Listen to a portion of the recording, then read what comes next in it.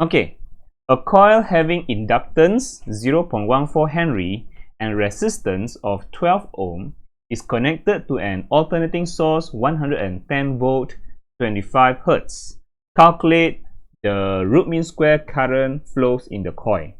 Okay, and the rest. Okay, first of all, when we do these questions about alternating current, first we need to check what components it has in the circuit. Okay, what components it has. Yeah.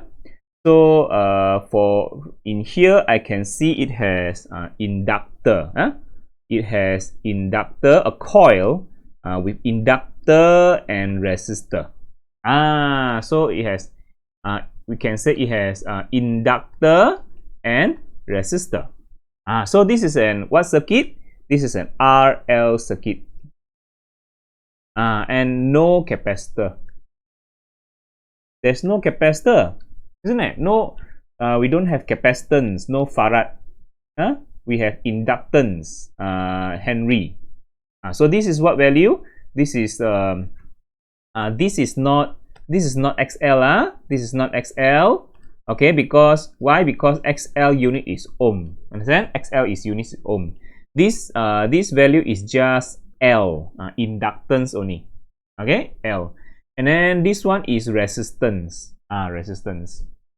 If we want to find XL, we need to use formula to find. Yeah, which is okay. If you want to find the inductance XL, we need to use the formula. Look at this summary of formula. Okay, in the notes. Please write down. This is very important summary. Okay. So to find XL is the formula omega L or 2 pi FL, because omega is 2 pi F. Okay, XL is omega L. So we can use that to find XL. And unit for XL is ohm. Okay, this one Henry is L, inductance. Yeah, inductance only. So okay, so we know that omega is 2 pi F. Yeah, 2 pi F. Okay, so omega L is 2 pi FL. Okay, so okay, let's calculate first. Frequency is okay. Here we have, you see, 25 Hertz. This one should be the frequency. This one is the frequency. Yeah. Okay, let's put in the frequency 25 Hertz, and then L is 0.14 Henry. 0.14 Henry. Okay, now we can calculate. Yeah, can calculate.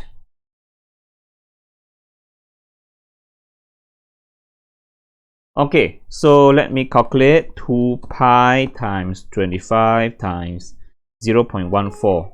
Okay, so the answer is 7 pi, which is 21.99 1 ohm. 29.11991 ohm. Okay, so I got the XL already.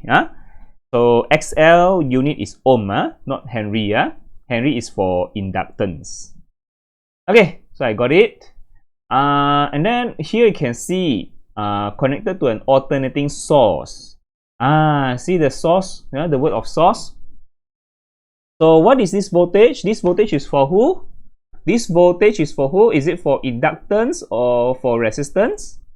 No, this voltage is for source. Source. And this one also he didn't specify. He not specify is it peak voltage? Is it peak voltage or root mean square voltage? If not specify, means it is root mean square already. Root mean square value. The default value. Understand? The default value. Okay, if he didn't not specify is peak voltage or root mean square voltage, mean it is automatically root mean square value. Root mean square value by default. Okay, so this 110 volt is root mean square voltage. Root mean square voltage for source. So we should write it as root mean square voltage for source. We have root mean square voltage for source. We have root mean square voltage for resistor. We have root mean square voltage for inductor. Understand? Because you look at here, we have Vrms for source, we have Vrms for resistor, we have Vrms for capacitor, we have Vrms for inductor. Understand? So for this one is for source, remember, yeah? So you must be careful with all these things, yeah? For source. Okay, now, all right. So the first question he asked for to find the root mean square current that flows in the coil. So we need to find Irms. So how to do this? How to find this? Okay, so for question in alternating current, normally the process is almost the same. Normally you need to find the you need to find XC, XL, or resistor. After that, this one combined, you can find the impedance. Understand? Impedance. After you get the impedance, you can find the root mean square current. And then finally, you can find with root mean square current, you can find the root mean square voltage for capacitor. We can find the root mean square voltage for inductor. We can find the root mean square voltage for resistor. So it's just that simple, you know. Or the process is always the same like this. Goes this way. Yeah. Normally for this one XC, XL, R, this one you use the diagram, the phasor diagram, and then Pythagoras theorem. Normally it's diagram, the phasor. You draw the phasor diagram. It's like vector diagram. It's like vector diagram, and then you do the Pythagoras theorem. To get the Z, and then from Z you can find the current. Yeah, normally this one is you use the Vrms source. Vrms source equal to Irms Z. So what is this? Okay. All right. Okay. So normally from this reactance, resistance, you do phasor diagram, Pythagoras theorem, you get a Z. And then from Z you can get the current, because we use a Vrms source equal to Irms Z. You can get the Irms. And then from Irms you can get the Vrms C, Vrms L, Vrms R. From those formula, Irms XC, Irms XL, Irms R. That's the way. This is very simple, or you also can find the V naught C, V naught L, or V naught R if asked for lah. Then we need to use the peak current. I naught, or use I naught if asked to find I naught R.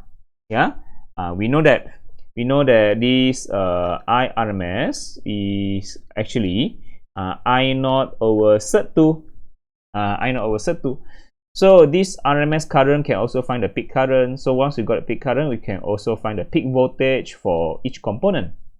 And then after that, we also can, once we have this, we also, sometimes the question also asks us to find the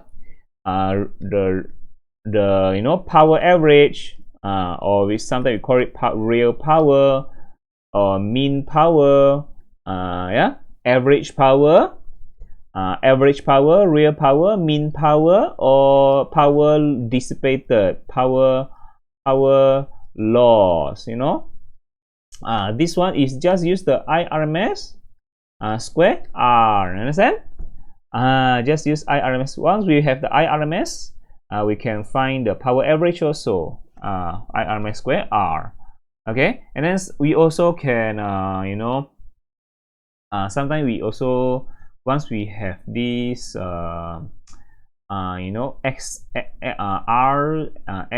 R and Z, okay, this R and Z also. Between this R and Z, we also can find cos phi. You know, cos phi is actually R over Z. You know, this is the power factor, we call it. Power factor. Power factor. Yeah, cos phi is power factor. If phi is, you know, is anti-cos the R over Z, you know, R over Z, that is what we call the phase angle. Phase angle between the V source and I and current. The phi is the phase angle between the voltage and current. Yeah, R over Z. This is all the, you know, the phasor diagram. You know, the phasor diagram. The use trigonometry. Trigonometry. R over Z. Yeah, adjacent over hypotenuse. This actually the same as adjacent over the hypotenuse. Okay, cos phi is the power factor, and phi itself is phase angle. Okay, so this is the process for this chapter. Very simple, huh? All this very simple thing, yeah. So put this in bracket, yeah. Good for just take note lah. Good for you to take note of this. Okay, this is the process. This is the normal process of doing things. Okay, let's do it. Yeah, let's do it. Okay, let's continue. Let's continue our work. So now I have everything already. Okay, I want to find the root mean square current. So how to need to find the root mean square current? Before finding the root mean square current, I need to find impedance. I need the impedance. Draw the phasor diagram first. Okay, let's draw the phasor diagram first. So this, we are still in question A. Now let's draw the phasor diagram. Phasor diagram. Dotted line represent the x and y axis. Dotted line. This is the dotted line, x and y axis. Now this is the RL circuit. No capacitor. Yeah, this is the RL circuit. Resistor and inductor. Okay. First, we draw the current. First, we draw the current. This is the current IRMS. Okay, IRMS. So remember what I told you before. This thing. This one. Ice and LE resistor is in phase. So apply that as well. So remember this thing. Remember this also. I want to put this also in brackets. This one. Okay. So resistor is always the voltage and current in phase. Okay, voltage and current in phase. So but this one is okay. So I can say okay. So voltage in phase. So I can say the resistor also in phase with current lah. I can say like that. Okay, so write that down. So the resistor is with current lah, in phase lah, in phase. Yeah, resistor is with current. Okay, and then we have the inductor. Normally is XL is at the top. Normally XL at the top, XC at below. Understand? That's the normal thing. Yeah, that's the normal thing. I put that in notes already. You see that? XL. See here. XL always on top, XC always below, resistor always with current. Okay, that's a normal thing. But we only have R and L circuit, right? We only have resistor and inductor, so we don't have XC. So we can rub that XC off. Yeah, we know that the XC. We only have XL. Okay, why XL at the top? Because this one is rotation anti-clockwise. Rotation anti-clockwise, yeah. So XL is like the voltage. XL is like voltage for inductor. Understand? And then for L, inductor is LE. So it's voltage leading current. Voltage is leading current For inductor, voltage leading current. Capacitor, current leading voltage. For inductor, voltage leading current. So since rotation anti-clockwise, the voltage for inductor, the VL, must be in front of current because it's voltage leading current. Voltage leads current. Okay, so VL must be in front of current. So XL, that's what XL is on top. That's why XL on top. Okay. Okay, so that's it. That's the diagram. Resistor. We can say this is the VR lah. VR. For resistor, the voltage in phase with current. Voltage in phase with current. So but for inductor, voltage leading current. Voltage leading current. EMF lead current. So voltage lead current. So that's it. This is the diagram. Okay. So we got the diagram already. Now we can find impedance. Okay. So from XL and R, we can get the impedance. Use the Pythagoras theorem. So these two we can Pythagoras it. Find the Z. Find the Z. Pythagoras theorem. So to find the Z, so let's do it. Yeah. So Z is Pythagoras between resistor and XL. Current no need. Current not inside. No need to Pythagoras current because current is not part of resistor. Resistor is just the R and XL. That's it. Yeah. Current not involved. Current not involved. So okay. So we can get a Z. Okay. So what's the resistor? What's the resistor value? Resistor value is 12 ohm. 12 ohm. So put in the 12 ohm. Okay. Put in the 12 ohm. 12 ohm. 12 square. Plus XL, what is the XL value? 21.991 ohm. Square. Okay. So now let's calculate. Okay, 12 square plus 21.991 square. And then square root the answer. So it is 25.052. 25.052 ohm. Okay, we got the Z already. So now once we got the Z, we can find the current. Use the VRMS source equal to IRMS Z. Okay, so okay, we can find the RMS current. So let's do it. We can write it over here lah.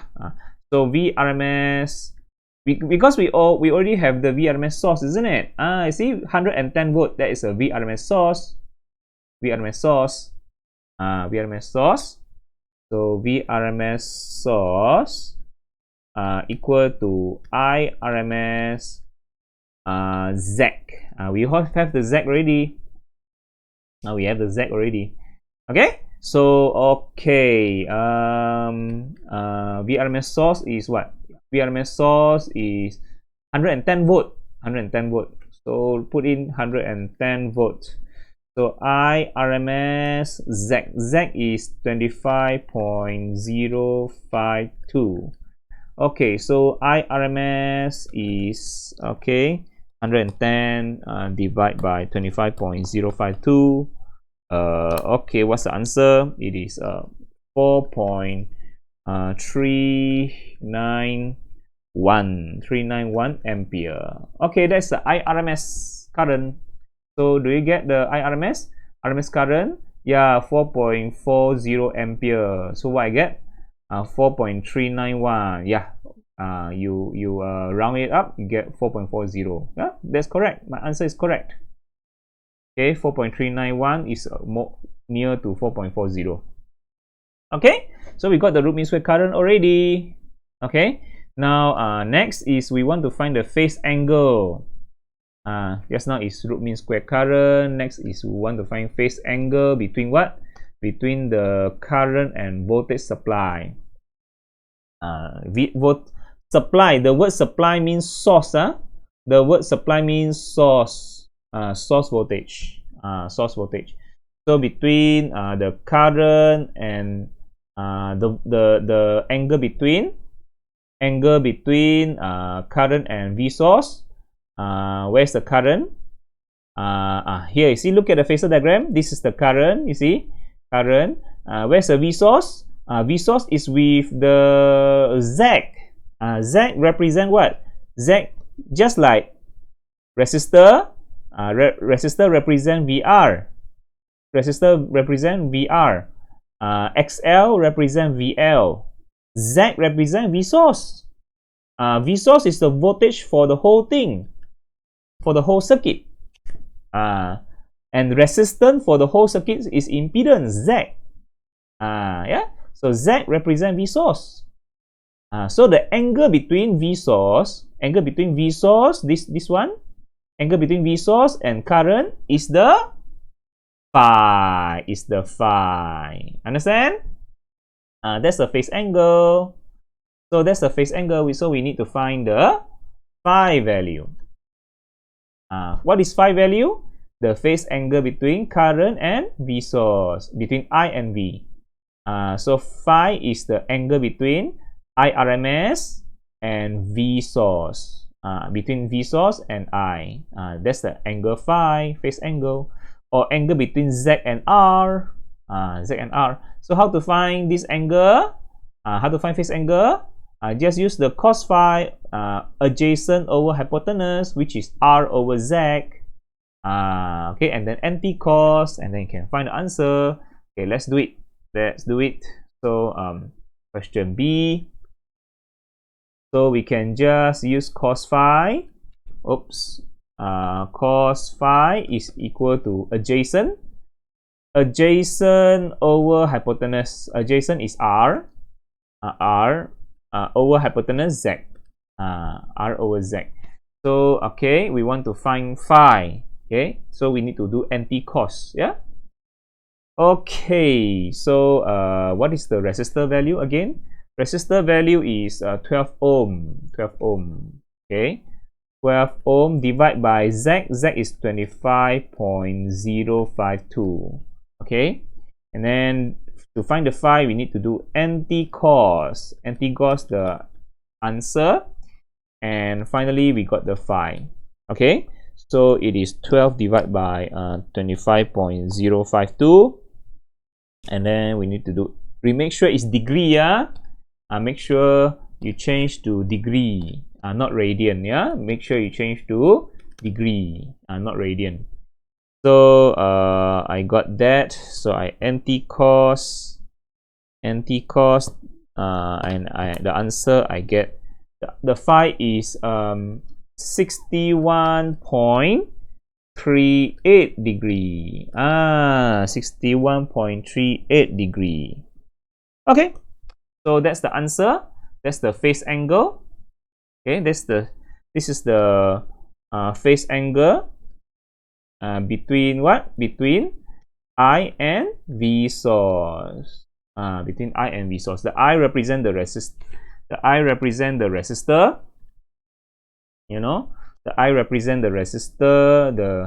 The V source represent the Z lah. So the angle between, angle between R and Z is also angle between I and V source, which is the phase angle. Yeah, 61.38. Am I right? Let's find out. 61.38. I got 61.38. I got 61.3. Almost there. Yeah, almost there. So okay, it's correct lah. Yeah, I regard this as correct because it's near. Okay, so I got it. Now I want to find the power factor. Actually, power factor is cos phi. What is power factor? Power factor is cos phi. Power factor is cos phi. Okay. Power factor is cos phi. So okay, let's do it. So question C. So I want to find the power factor Power factor is actually cos phi itself. Yeah, I did tell you in the notes, power factor is cos phi. Okay, power factor is cos phi, which is this one lah, which is also the R over Z. This one no need to anti-cos, because cos phi itself is power factor. So which is R over Z. R over Z is 12 over 25.052. So cos phi is this one, power factor. Yeah. So let's calculate 12 divided by 25.052. So I got the answer is 0.479. 0.479, no unit. Okay, no unit. Power factor has no unit. Okay, so is that answer correct? 0.479, 0.479, 0.48. That's correct, no unit. That's correct, 0.48 or 0.479. That's correct. All right. So now next, let's find the last questions. Find the average power loss. Average power loss. Average power loss. So average power loss is what we call the this we want to find the power average or power loss, power dissipated. Yeah. So to find average power dissipated, average power is I RMS square R. Okay. So let's do the last questions. Maybe we just do at side here. Okay. Okay. So where should we do it? I think we just do it over here. D. So power average, or we call it power loss or power dissipated, or we call it power dissipate. What is this? Power dissipated, or power mean power. Yeah, or call it real power. Sometimes you call it real power. It is the formula is I RMS square R. Or we also can, other formula also we can use VRMS, IRMS, IV, IRMS, VRMS, but we use the voltage for resistor only lah. VRMS R. We can also use this one because power equal to VI also, right? But if you want to use VI or IV, make sure it is voltage for resistor only, not the source voltage. Yeah, not the source voltage, but voltage for resistor only. Because power only loss in resistor. Power only loss in resistor only. Yeah, power only loss in resistor. They didn't lose in the inductor or capacitor. Yeah, power only loss in resistor. That's why here you use voltage resistor, not voltage for inductor or voltage for source. Yeah, it's voltage for resistor only. And this one also resistant only. Yeah, resistor, not impedance. Yeah, resistor only. Okay, so okay. We got the IRMS ready. We can find the power average. Yeah, once we got the IRMS. Okay, so just now we calculate IRMS equal to, what is the IRMS we get? 4.391. So 4.391 ampere, and then multiply by resistor. Resistor 12 ohm. 12 ohm. Okay, 12 ohm. So 12 ohm. Okay, let's calculate 4.391 square multiply 12.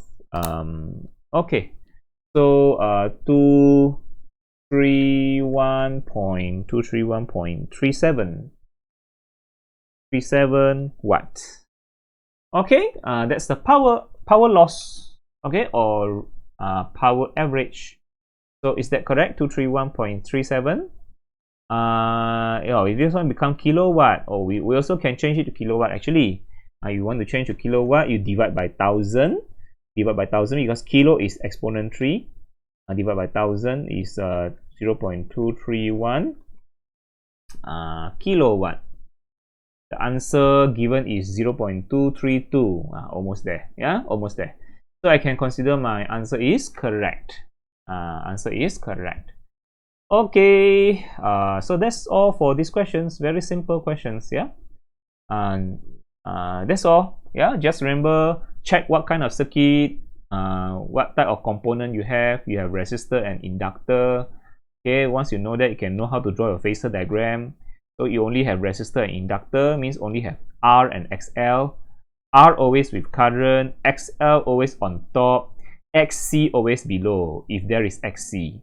If there is XC, XC is at below. But since no XC, only XL, so it's only the XL at the top and resistor at the x-axis. So XL and R, this one can Pythagoras theorem. XL and R can Pythagoras theorem to get the Z. Once we get the Z, we can find the current. And once we got the current, we can find everything else. If we want to find, we have a current already. We can find the power average because we have the current. We can do I/RMS square R. We can find power average. Then we can also once we have the we have the Z already impedance. We also can find the power factor. We can find the phase angle. That's it. Yeah, that's it for these questions. I hope you understand my explanation. Okay, jump to the next video. Bye.